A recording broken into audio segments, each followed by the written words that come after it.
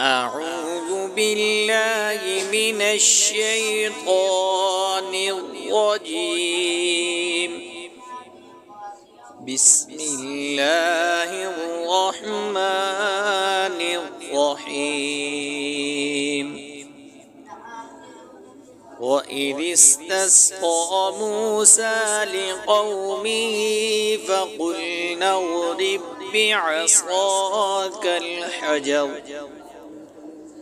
فانفجرت منه 12 عينا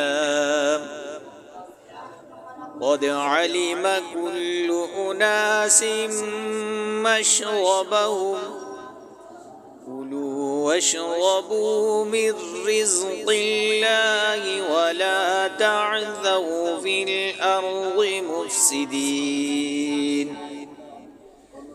وإذ قلتم يا موسى لن نصبر على طعام واحد فادع لنا ربك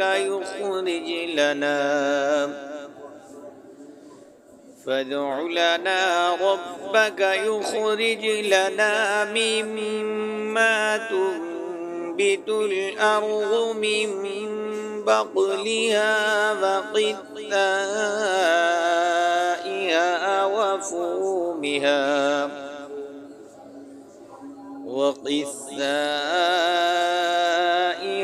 وفومها وعدسها وبصلها.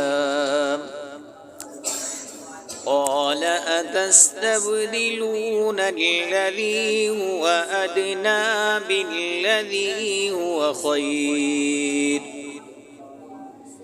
اهبطوا مصرا فإن لكم ما سألتم وضربت عليهم الذلة والمسكنة وباءوا بغضب من الله